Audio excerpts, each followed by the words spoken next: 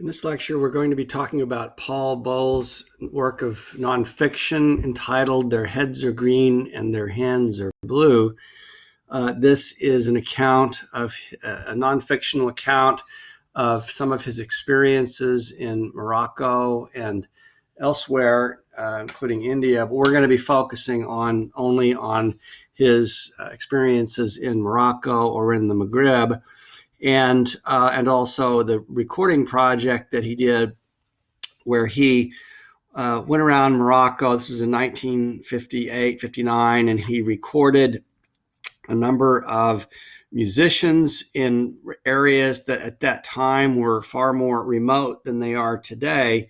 And so he was able to capture some sounds that were very interesting in relation to traditional music and its performance. Now, Bowles was a very gifted writer and translator, but he also was a musician of classical music.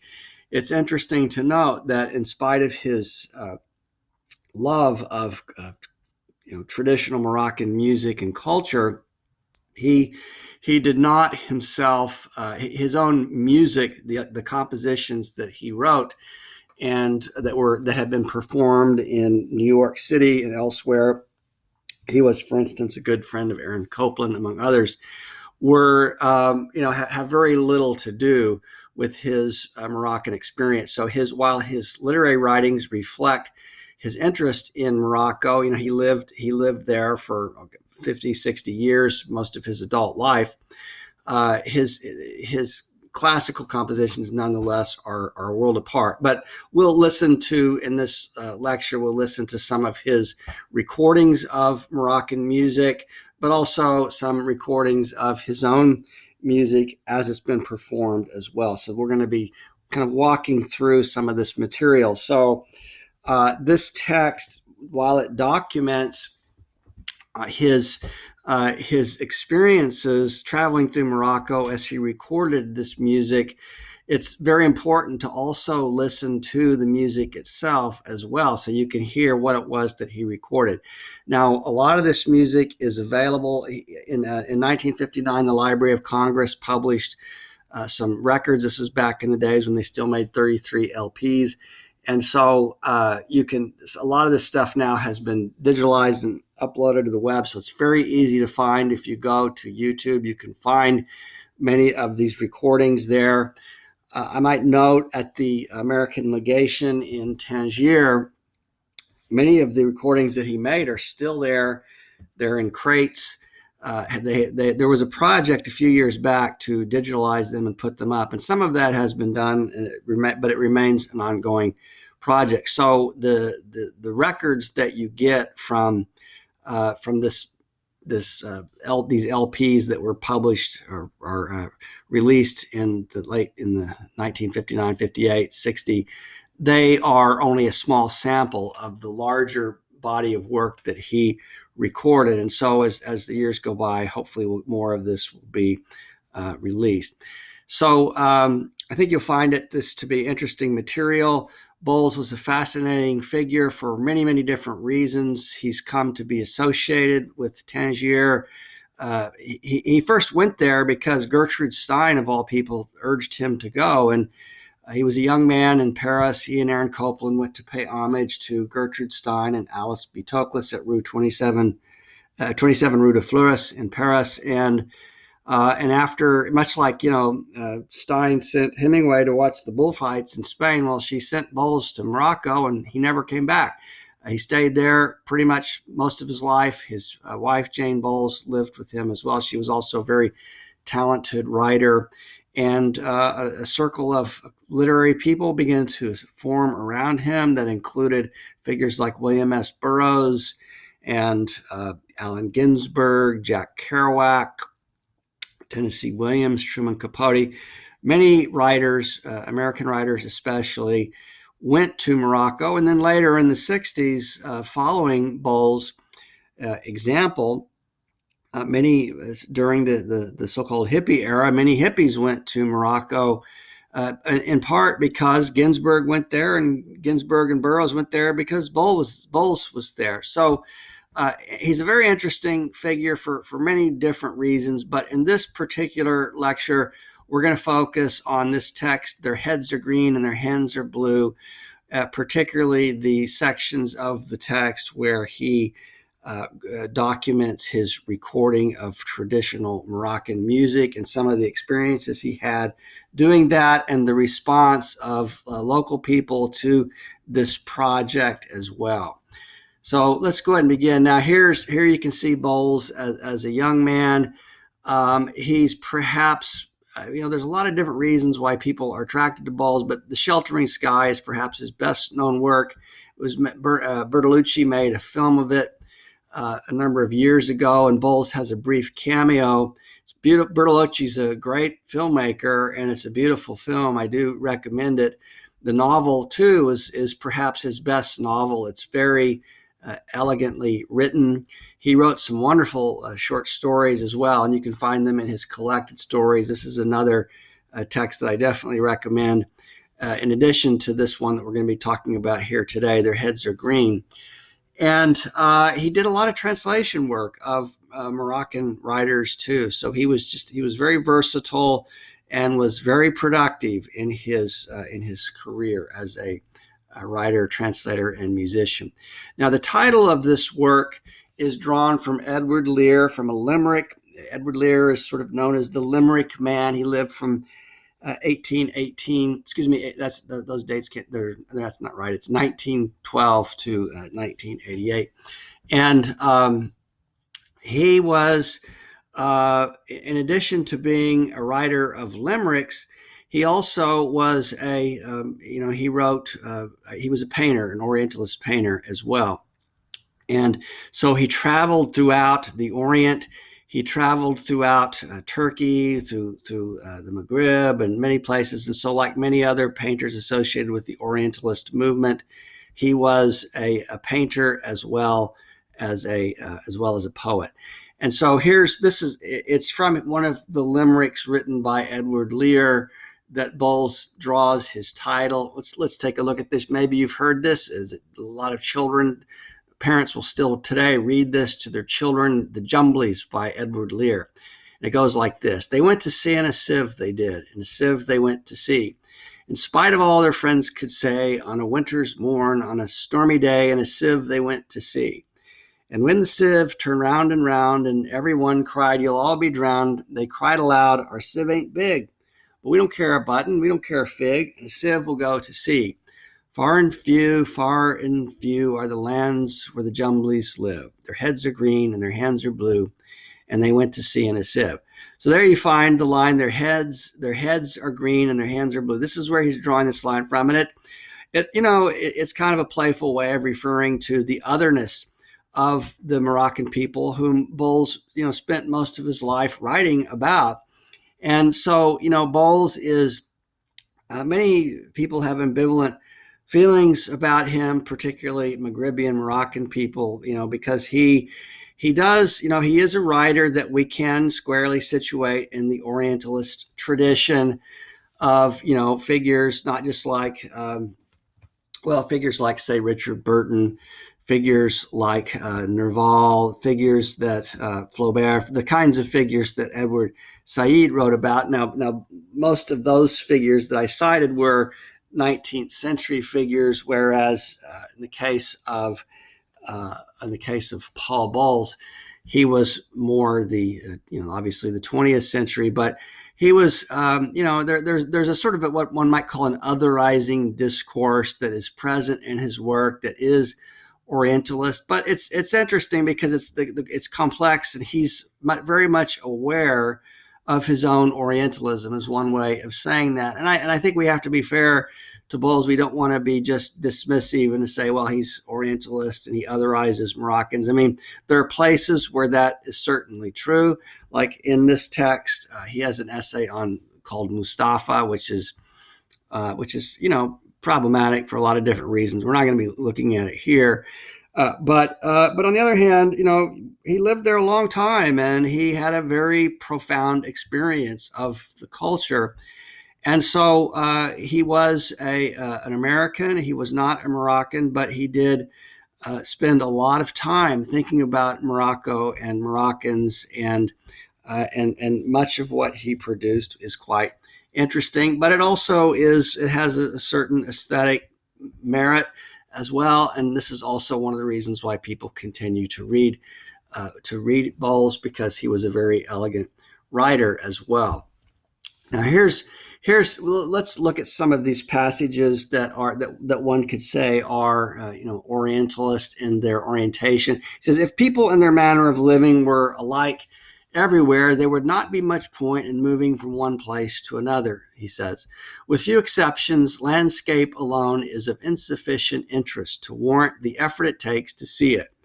What makes Istanbul worthwhile to the outsider is not the presence of the mosques and covered souks, but the fact that they still function as such. In North Africa, without its tribes inhabited by, let us say, the Swiss, would merely be a rather more barren California. And so, Bowles is there at a moment in history where there is a transition occurring, much modernization is occurring, and he is, nostalgic about what's being lost because he cherishes the culture, the traditional culture.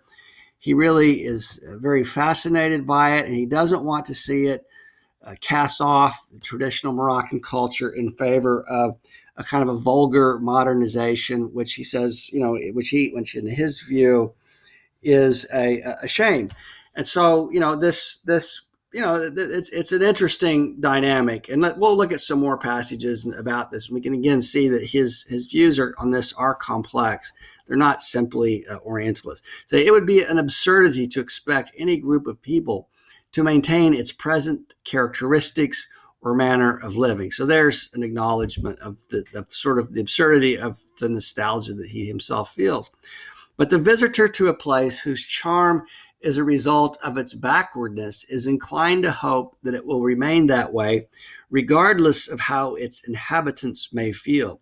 The seeker of the picturesque sees the spread of technology as an unalloyed abomination.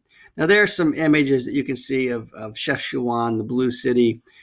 I think what a lot of people would say today, and I've heard this said in Morocco as well, at the American legation, for instance, and other places, that Bowles' fear of modernization destroying traditional culture, including traditional music, was perhaps a little bit premature, because much of the traditional culture that he loved still persists. The traditional music is still performed, but he's at a juncture where he fears the destructive characteristics of modernization. And he fears what is precious to him in Moroccan culture will be lost and will be traded away for something vulgar and not beautiful and not very interesting. And so he sees this culture as being on the wane. He may have been a little unnecessarily pessimistic, but in any case, let's continue. He says he loved the sorcery of the Maghreb as well. He says, I relish the idea that in the night, all around me, in my sleep, sorcery is burrowing its invisible tunnels in every direction, from thousands of cinders to thousands of unsuspecting recipients. Spells are being cast, poison running its course. There is drumming out there most nights. It never awakens me. I hear the drums and incorporate them into my dreams, like the mighty call of the muezzins.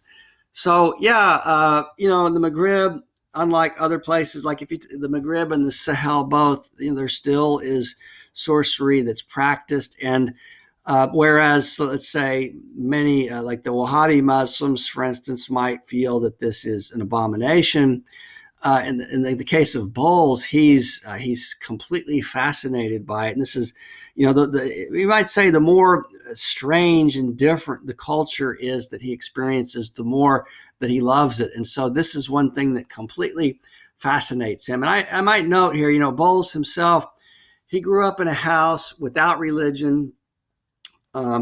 it was, of course, his family came from a puritanical, the East Coast background, but they weren't religious in any sense, and so the religion of Morocco. Bowles experienced it as something that really perplexed him, puzzled him, fascinated him, because it was so different and so far outside of his own experience. But far from being, from recoiling from this, he's very drawn to it, not as a participant perhaps, but rather as somebody who wants to observe and watch, but in a way that is, in which he's riveted by what he sees. Now, here's Paul Bowles and his wife, Jane Bowles. They lived in Morocco for a long time. They lived there together. She was a very talented writer as well. She wrote an interesting novel called Two Serious Ladies and other interesting literary works. And they were also bisexual, and they had relationships with local people. Both of them did, each in their own way. You can see on the bottom left, there is Jane when she's older, and she's with a friend of hers named Sharifa. Bowles believed that Sharifa poisoned Jane and caused her. This eventually, after a long illness, led to her death. Now, it's hard to know if that's actually the case, but he did find spells and other things, fetish objects buried in the house. And so they lived in this milieu in which, sorcery was practiced by, and Muslim people in Morocco there are some Muslim people who are involved in sorcery. And so, but this was a source of endless fascination to him. And so he writes about this, as well as hashish use, which was common and still is fairly common. Majoun, which is an hashish edible that's made in Morocco. This was another source of interest to Bowles. Bowles was he smoked a lot of hashish himself. Now he says, when I first came here at Morocco, it was a pure country. There was music and dancing and magic every day in the streets. Now it's finished, everything, even the religion. In a few more years, the whole country will be like all the other Muslim countries, just a huge European slum full of poverty and hatred. So there's a kind of a cynicism, and it's hard to know if he's being hyperbolic here or exaggerating. But I think, if you look at what Morocco is like today, again, he may have prematurely pronounced its death, but he saw modernization as being a corrosive force. This is one of the reasons why he went to Morocco. He wanted to get away from it. But this can be problematic for a number of different reasons. Wanting to keep the the exotic other, preserve the exotic other as other, because you find that to be picturesque and charming, and he's aware of that as being a problem, but he's not apologetic about it, really. I think we got to be careful about just sort of dismissing Bowles on grounds of political correctness. His situation was complex, and I think in the end we need to evaluate his literature as literature and be a little bit skeptical, perhaps, or a little bit cautious about some of these provocative statements that he makes to stir people up. And here's what Bowles says. He says, the North African realizes that at best, to the European, he is merely picturesque. Therefore, he reasons, to be taken seriously, he must cease being picturesque. Traditional customs, clothing, and behavior must be replaced by something unequivocally European. In this, he is fanatical. It does not occur to him that what he is rejecting, his Moroccan heritage, is authentic and valid, and that which he is taking on is meaningless imitation. And if it did occur to him, it would not matter in the least. This total indifference to cultural heritage appears to be a necessary adjunct to the early stages of nationalism. So this is the period, of, say, a Frantz Fanon. He's living through the transition from the colonized era to decolonization, but he sees those people, indigenous people who are seeking to modernize their country, as being needlessly reckless in casting off or abandoning traditions and customs which are, in Bowles' view, worthy of preservation, unlike the European customs, which he finds to be in effect meaningless and not of much value. Here you can see some images of Morocco, and this is one. I mean, Morocco remains a place where many tourists come, and you can see, like, there are people, like you can see this man on the right with the camels. People come to ride camels and have their picture taken riding a camel, and to go back into the exotic past and so forth and so on. And a lot of it is theater. Much like if you go to Hawaii and you watch somebody do a hula dance, it's not to say the culture isn't still alive. It is still alive, but it has become, as in the case of Hawaii, in Morocco, it has become commodified, and Morocco has become a premier destination for tourists. I've been to Morocco many times, and you see Winnebago's full of German tourists, for instance, and people come in droves, and partly because it's also, unlike, say, Algeria, it's pretty safe to travel in Morocco, and the tourism is welcome because it also helps the economy.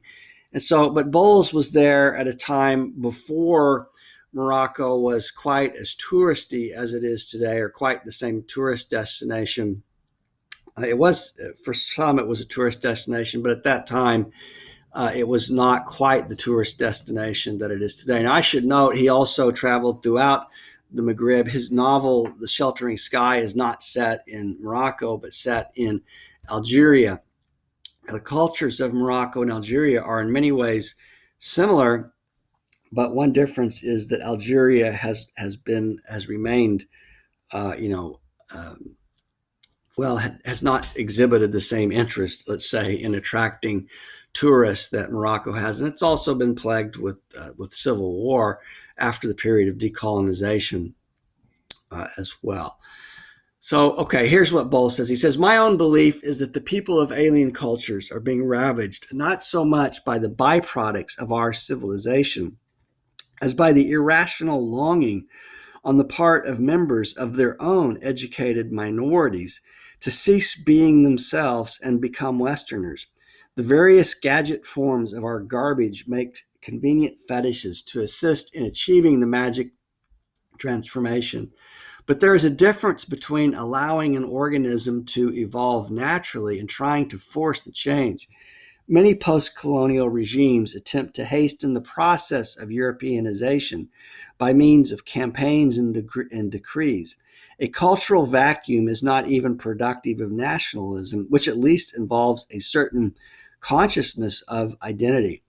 Now, again, I think it's interesting if you compare some of the things that Bowles says here with some of the things that Frantz Fanon says in The Wretched of the Earth. There's a certain ironic sense in which what they're saying does not contradict one another. I mean, what Bowles is really speaking about here is what Fanon and Amilcar Cabral and other theorists of decolonization called the comprador class.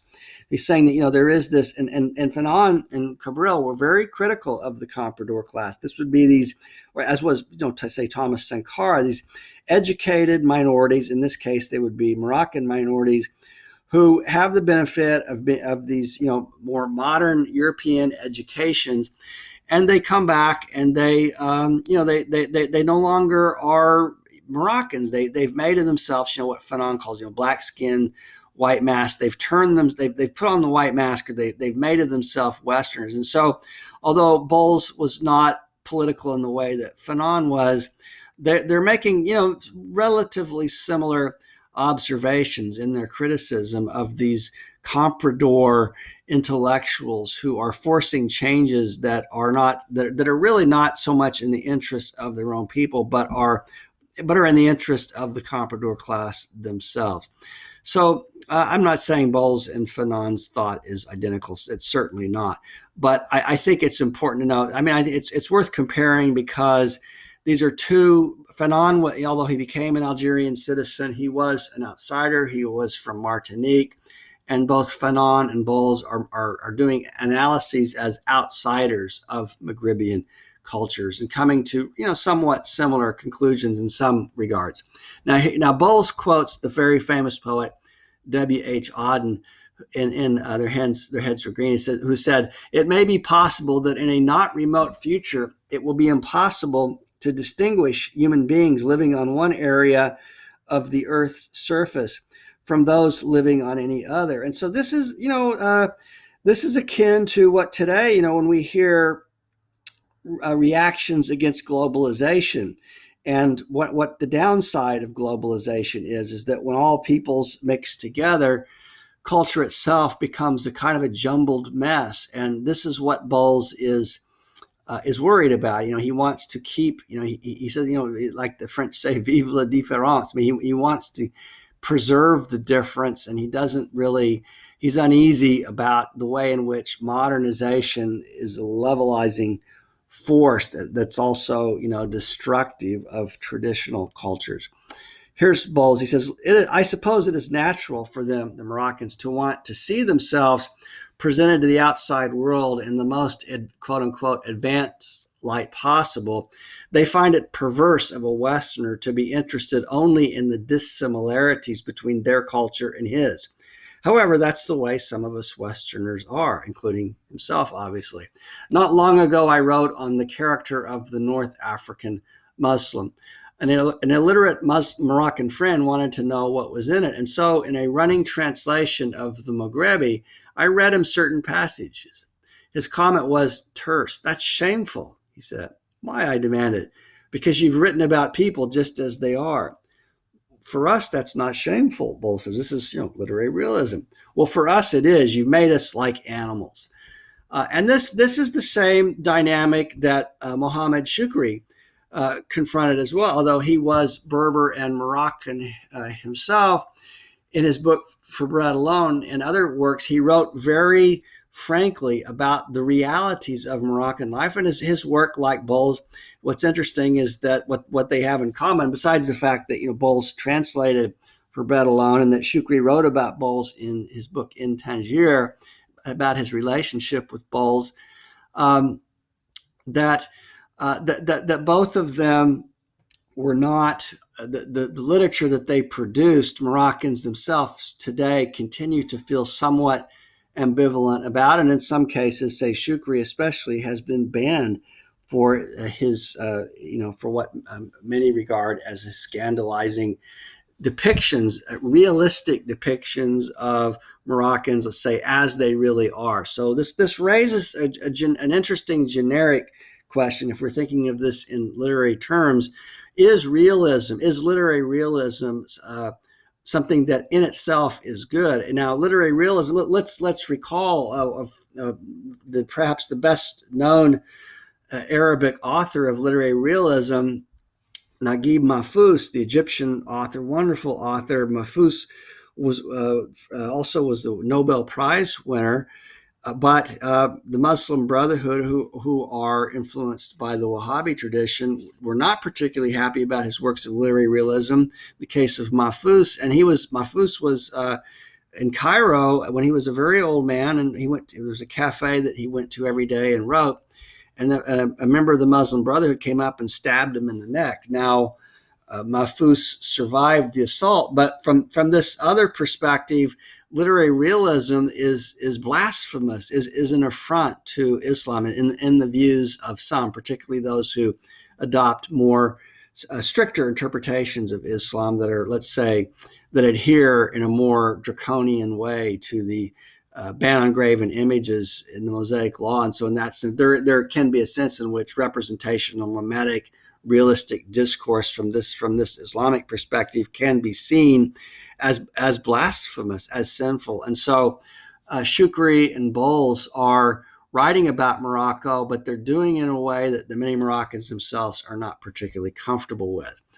And so here's a conversation that Bowles has with this man who criticizes his work. And this man says to Bowles, "Truth is not what you perceive with your senses, but what you feel in your heart."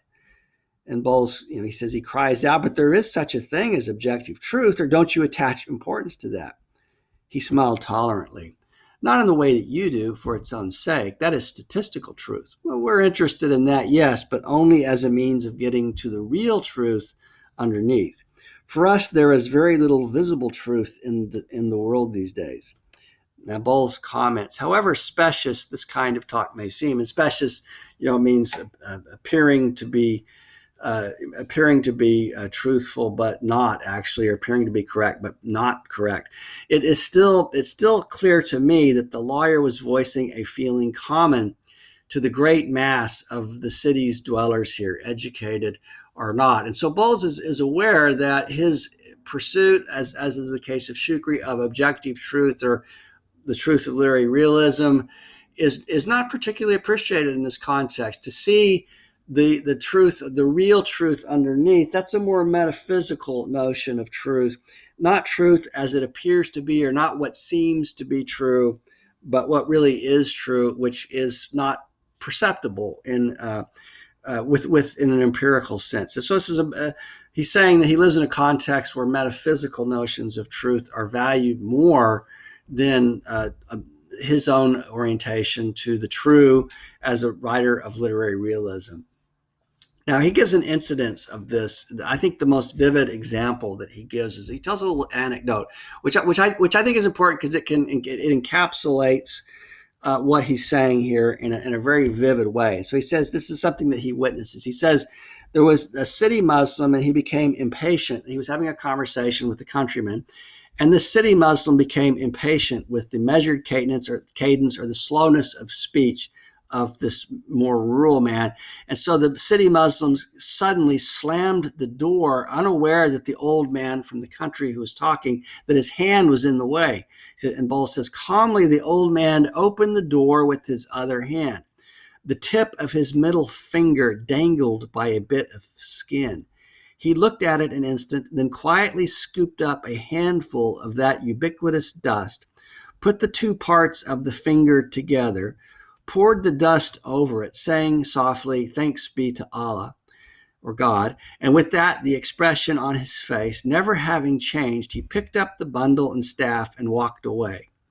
I stood looking after him, full of wonder and reflecting on the difference between his behavior and what mine would have been under the same circumstances. To show no outward sign of pain is unusual enough, but to express no resentment against the person who has hurt you seems very strange. And to give thanks to God at such a moment is the strangest of all. And so Bowles tells us that this incident, it remained with him and it became a symbol of that which he finds admirable in the people of North Africa. This world that we see is unimportant and ephemeral as a dream, they say. To take it seriously would be an absurdity. Let us think rather of the heavens that surround us. But Bowles, as a writer of literary realism, indeed takes the world that we see not as an unimportant and ephemeral dream, but as a reality definitely worth pursuing and considering and writing about. But this is not the predominant attitude of the people that he lives among. So it's an interesting and vivid illustration of this point. He says, here's what Bowles says. Now, so I think this also tells us a bit about his fascination with the Maghreb. He says, for a person born into a culture where religion has long ago become a thing quite separate from daily life, and this is certainly true of Bowles, who, although his family was historically Puritan family, a Protestant family, he was he had no religion in his youth, and he had no, really even he reached a point where he didn't really take it seriously. And so when he came to Morocco, he says it was a startling experience to find himself suddenly in the midst of a culture where there is a minimum of discrepancy between dogma and natural behavior. And this is one of the great fascinations of being in North Africa. In Tunisia, Algeria, and Morocco, he says there are still people whose lives proceed according to the ancient pattern of concord between God and man, an agreement between theory and practice, identity of word and flesh, or however one prefers to conceive and define that pristine state of existence we intuitively feel we once enjoyed and have now lost. And so he he finds himself, in a world where religion is still taken quite seriously, where he's among the believers, and this fascinates him endlessly. He's endlessly fascinated by the faith of those he lives among without himself being a Muslim. He says North Africa, and he's going to this is a comment upon its Berber origins. He says North Africa is inhabited by Muslims who are not Arab. This is an important point to remember. We can accept the figure of maybe 10% as being valid in the case of the Arab population. The remaining 90% of the people are Berbers, who anthropologically have nothing to do with the Arabs. They are not of Semitic origin, and we're right where they are now, long before the Arab conquerors ever suspected their existence. I've even heard it said that Berbers are the Black Celts, that they maybe have a Celtic origin, which would mean they were more Irish than Arab, which is an interesting theory. Let's go on. Even after 1,300 years, the Berbers' conception of how to observe Muslim religion is by no means identical with that of the descendants of the men who brought it with them. The Berbers have a passion for forming cults dedicated to the worship of local saints, and their religious practices show a serious deviation from orthodoxy.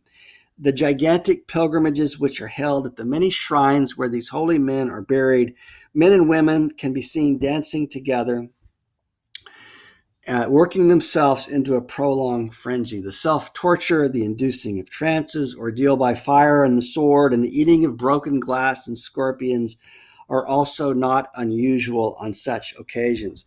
So he's very right here, and this is true of the Sahel as well as the Maghreb, that the cult of saints, which is viewed as anathema or forbidden heresy by Arabian Muslims from, say, the Gulf states, many of the practices, the religious practices, although ostensibly Islamic, they're really much more linked to this far more ancient culture that it was not Arabic and was not Muslim, and so that more ancient substratum of Berber culture he's saying is very much alive, and you can see it demonstrated in the Islamically religious practices, but practices that, though Islamic, seriously deviate from the orthodoxy, as he says. Well, there is no, Islam does not have a church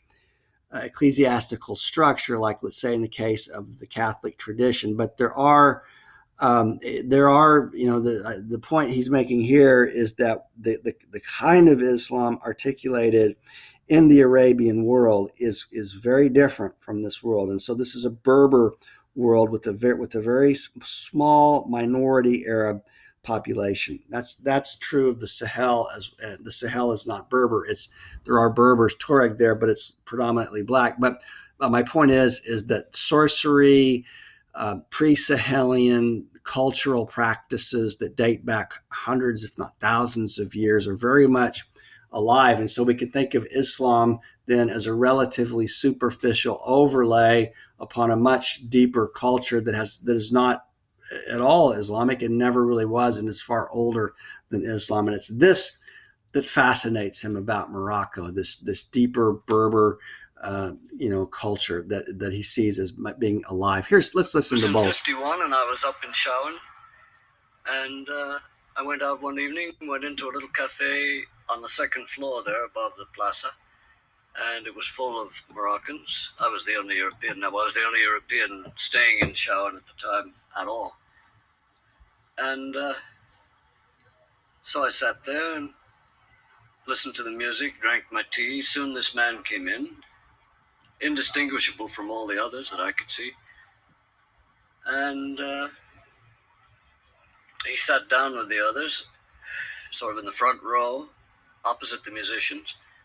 Then when the musicians began a new piece, he rose and began to dance and shuffle around a bit. Soon went into the trance, fell, the music stopped. The musicians began a completely different piece, different drum rhythms, and he began moaning and moving about on the floor, slowly got up, began dancing again, but a different rhythm, suddenly pulled out a long knife, and in rhythm in time with the drum beats, began slashing himself in a formal fashion, beginning at the wrists, this way, up and down his arms. When he finished with his arms, and they were completely bloody, he wiped them over his face so he could paint his face red. Then he did the same with his legs up to the knees, on the backs. The mole, the fat part of the back of the leg. Slashed them, rubbed the blood all over himself, went on dancing with a beatific expression, finally faded out, fell in a heap on the floor, was covered with a piece of cloth for a minute, which they do.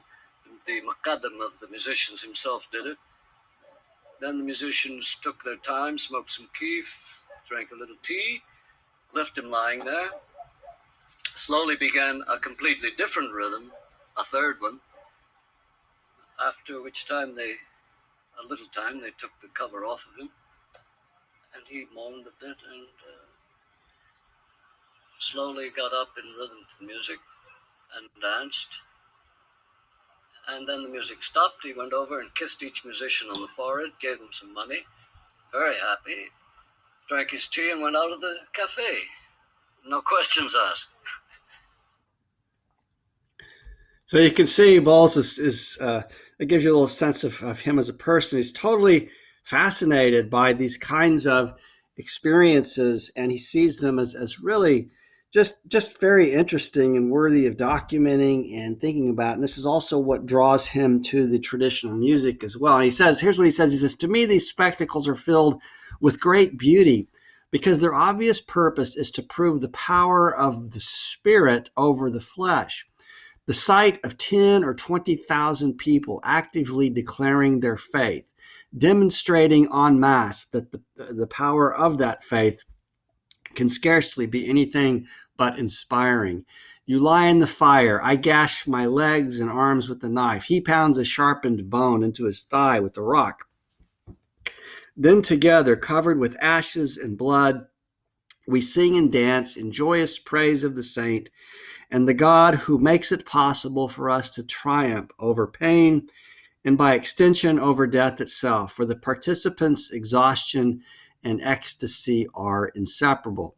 So what he's describing here, again, this is not, it's important to note, this is not characteristic of the Islamic world over. It's a very particularly Maghribian articulation of the religion that he is utterly fascinated with and finds to be a thing of great beauty.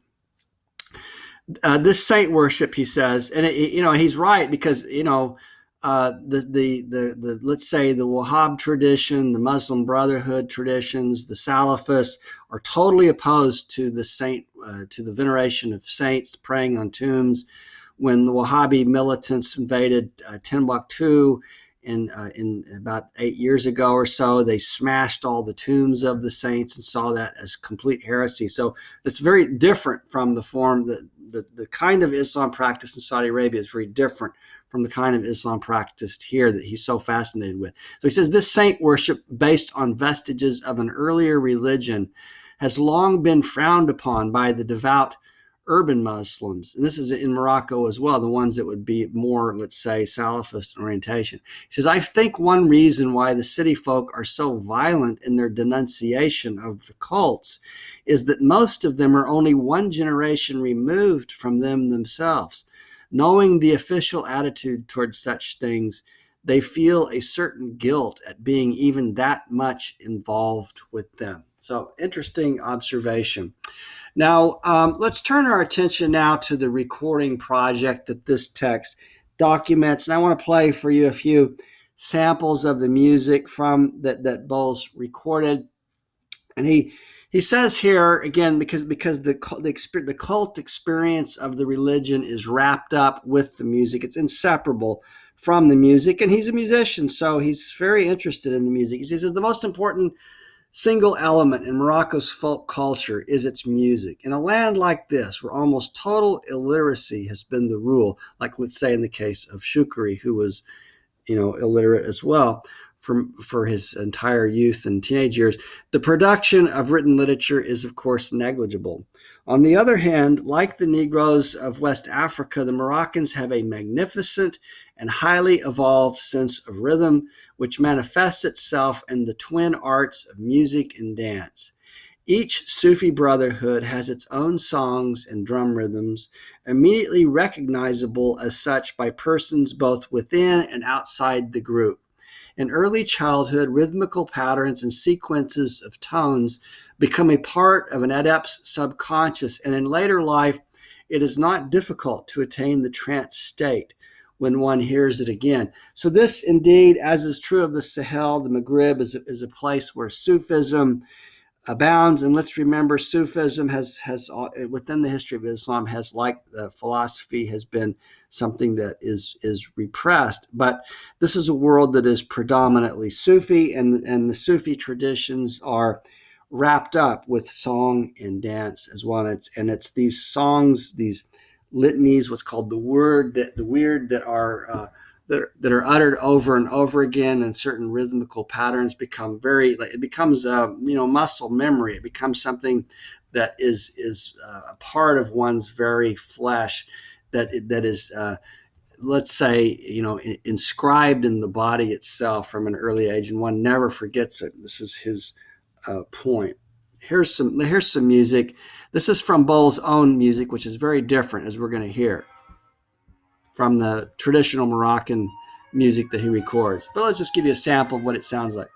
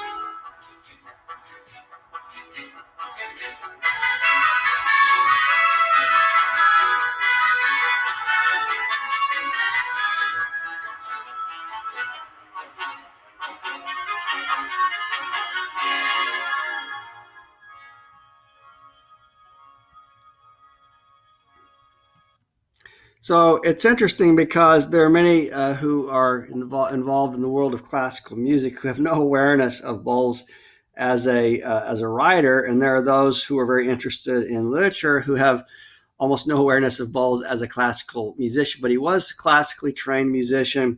But the kind of music that he records in Morocco has very little to do with the kinds of classical music that he composed as a composer before. And a lot of the work that he did as a composer was prior to coming to Morocco, but he continued to compose for years after arriving in Morocco as well. And his work is still performed on occasion. It's pretty interesting as well. So here's what he says. He says, like most Africans, the Berbers developed a music of mass participation, one whose psychological effects were aimed more often than not at causing hypnosis. When the Arabs invaded the land, they brought with them a very different sort, addressed to the individual, seeking by sensory means to induce a state of philosophical speculativeness. With the importation of large numbers of Negro slaves, the urban culture ceased being a purely Arabic one. On the Central Plains and in the foothills of the mountains of the north, the Berber music took on many elements of Arabic music, while in the pre-Sahara it borrowed from the Negroes, remaining a hybrid product in both cases.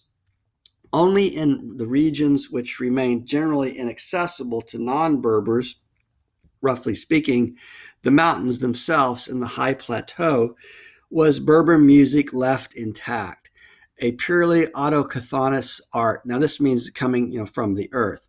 So so you've got these different influences. You've got the Arabic influence, you've got the Black African influence that are present in Morocco, but what he's really after in this project is he's trying to find Berber music that has not been influenced by either the Arab world or the Black African world. So he wants to find this, you could say he has this sort of nostalgia for a pure Berber essence, is maybe one way of saying that, which might be, misguided. But in any case, this is what he's wanting to find in this project. And in doing so, he wants to go to the most remote places, because he believes that in these most remote places, the music will not have been influenced by these other elements. So this is what he's looking for as he goes around making these recordings. So I want to play for you. We'll play some Black West African Sahelian griot music, and I want to play also a little bit of Arabic music as well, to give you a sense of what he's not after, to contrast, what he's looking for and what he's not looking for. So here, in this case, we'll listen to, this is the Arabic music, which he's not, he doesn't want this contemplative, metaphysical Arabic music. It's not that he doesn't like it, it's just that's not what he's seeking.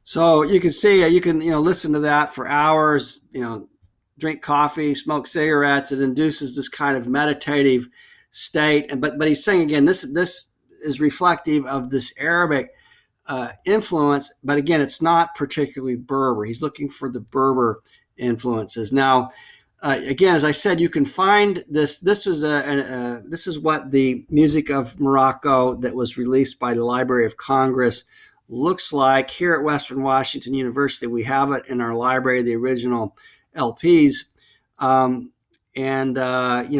you can get it easily now on YouTube. It's easy enough to find, and I'm going to play you just a few brief samples from it to give you a sense of what he's looking for. And also, he's similarly interested in the music of the Sephardic Jewish community. And let's remember again that this is prior, that he's recording this at a time when many Moroccan Jews still lived in Morocco. A large portion of the Moroccan Jewish population has since migrated to Israel. So there's far fewer Jews in Morocco today, but Jews have been in Morocco for hundreds and hundreds of years, since the early days of the diaspora, and so they've been an important part of that culture as well. And so he also is interested in recording the Sephardic Jewish music of Morocco too, and I'll play you a brief sample from that too. But let's hear some of this music that he has recorded. I'll just play you a few brief samples of it from the Library of Congress recording of 1959.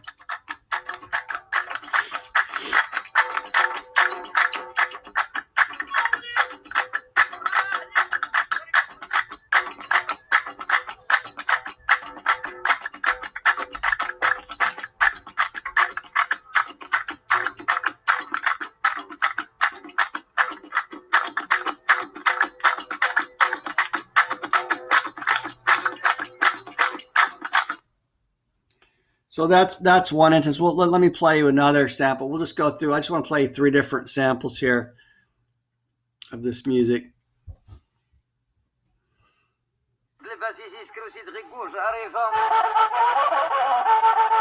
إنا يسوي شنو الباس كويزاتني تردرنا ما ممكن ريحنا السروان وين يحدي قنايت قدرت ناسي تروان غلامان إنا يس الباس ما خاف قدرح ولا راكيك بالرمحة تاي ناس يحيورتي وين تهلا عضر بيقراتنا الفايدة وش نداك ومرني نسان نور دي روح يكارسيك صباح ريت والناس اللي غدلك من يكارسيك صباح ريت والناس اللي غدلك من يقيس لباس يكرو كله تروى وش نغيا وس وريف لا مرتيه ودار نسنغدوه جريفة الفايدة وش نداك ومرني نسان نور دي روح يكارسيك صباح ريت والناس اللي غدلك من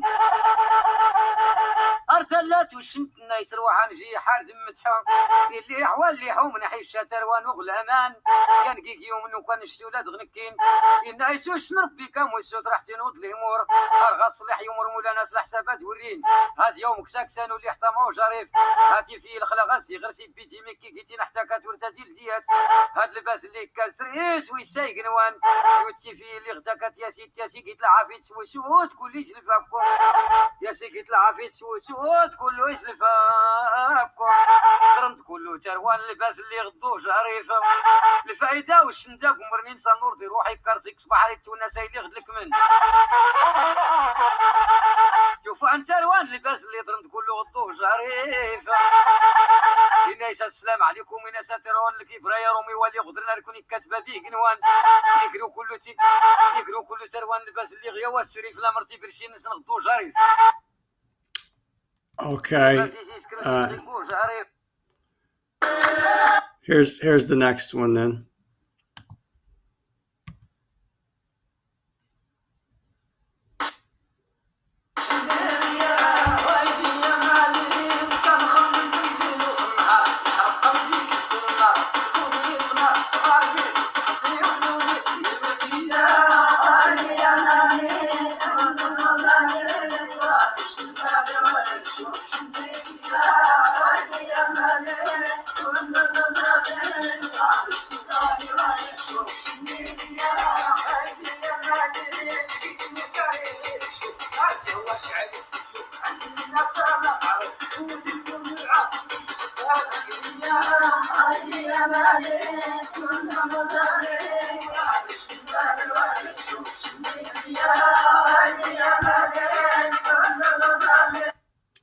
So, he in this narrative, he writes about his experiences of going into various villages and some of the frustrations that he had and the difficulties that he experienced.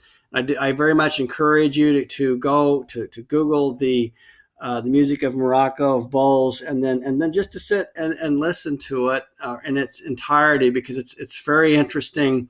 It'll give you a fuller sense of what's taking place in this narrative or what he's writing about.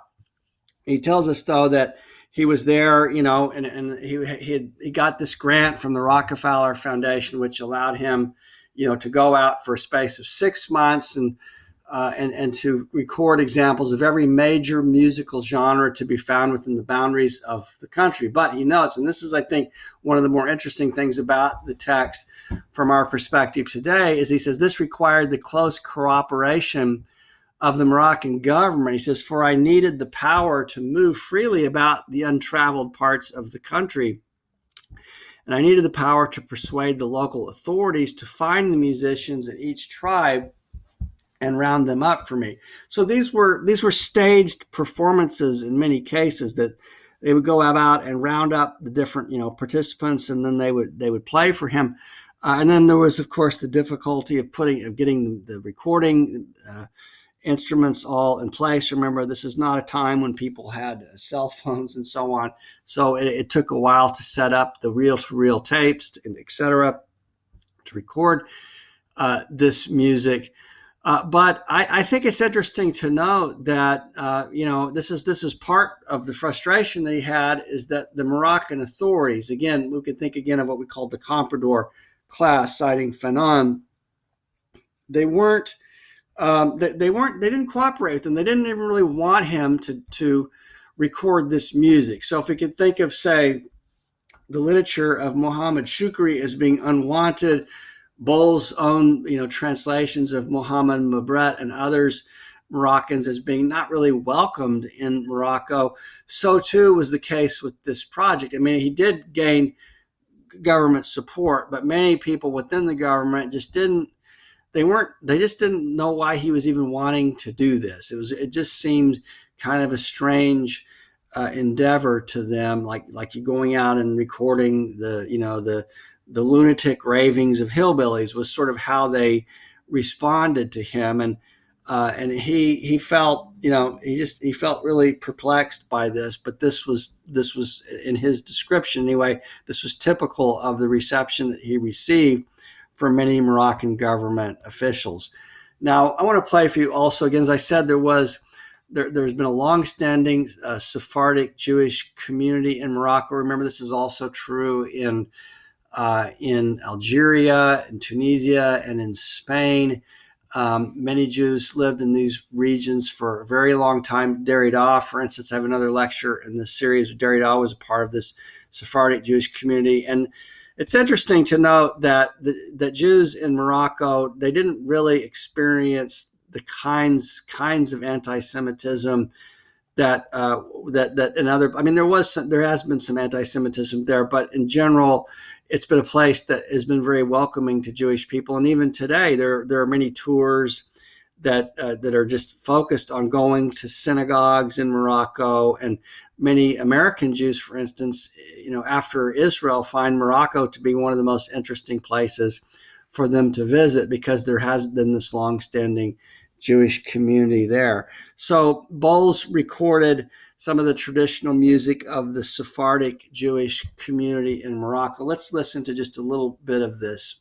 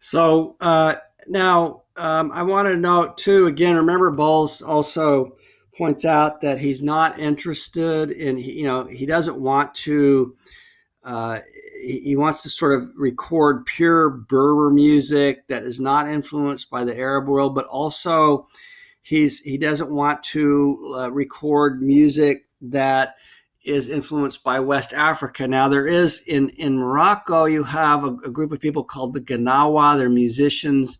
And in West Africa, you have griot, the griot tradition. And Thomas Hale, the famous scholar of griots, has argued that etymologically the word Ganawa itself is related to the word griot. These would have been, Black African peoples who came to Morocco probably during the slave period and evolved their own form of music that is distinct. And so in Morocco as well, you have a Ganawa tradition. It's very interesting music. I'll play you a little sample from it, but if you Google Ganawa as well as griots, you can find a lot of interesting music on the web as well. So let's hear a little Ganawa music too.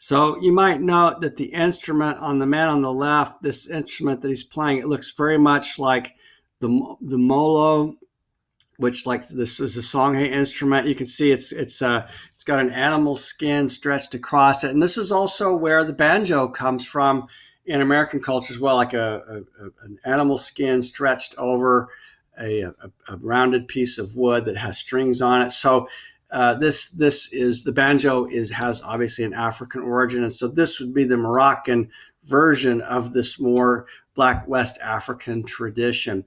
Let's hear a little now. In contrast, we'll hear some very traditional West African music. Now, griot music can be very melodic, but I'm going to play for you Basmano Sissoko, who is the known as the lion. He is he's playing very traditional Malian griot music. He'd be kind of like the Bob Dylan of Africa. It's griot music for griot purists. In effect, he was blind, and he's still very much a venerated figure of what would be very traditional griot music as compared to, say, some of the more modern griot performances of today.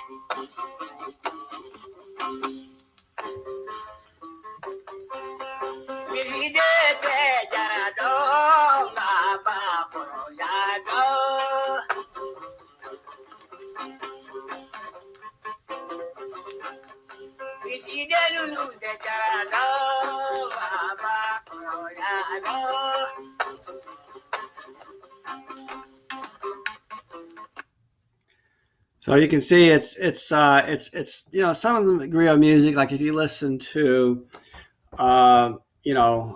let's say more modern performers like Diabate Toumani in Mali. It's very pleasant to listen to. This is a little bit more jarring, but it's also more more traditional. But the instrument that the lion played on is very similar to the instrument of the Ganawa in Morocco. So in any case, but remember, Bowles was not interested in the African music. He was not interested in the Arabic music. He wanted to record the Berber music. And so anyway, he describes, this is a typical, well, I don't know if it's typical, but it's a particularly pronounced incident of something that he experienced when he was trying to record this music and some of the bureaucratic obstacles that he encountered. He says, about 3 p.m, I got up long enough to drive to the governor's office. He is not an unusual type, the partially educated young Moroccan for whom material progress has become such an important symbol. This again is the symbol that Comprador intellectually is so critical of, that he would be willing to sacrifice the religion, culture, happiness, and even the lives of his compatriots in order to achieve even a modicum of it. Few of them are as frank about their convictions as the official in Fez, who told me, I detest all folk music, and particularly ours here in Morocco. It sounds like the noises made by savages. Why should I help you to export a thing which we are trying to destroy? You are looking for tribal music. There are no more tribes. We have dissolved them. So the word means nothing. No, monsieur, I am not in accord with your project. So there, he's saying, even though not everybody says this as frankly as this particular official says, he feels that this is the attitude that he's encountering as he goes about, when he deals with more modern, quote unquote, officials in his quest to record the more traditional music and preserve it. So there's a picture of Bowles. We're coming to the end of our lecture, and I hope, again, I really encourage you, learn more about Bowles. He's a very interesting figure, a very inspiring figure in many ways, and then he did so much important work in recording music. And if you go to YouTube, you can find plenty of sites where you can listen to the music that he recorded and preserved. And I think at some point, if we're not quite there yet, at some point, the Moroccan people themselves will be grateful to Bowles for his efforts in preserving traditional culture. And some are, of course.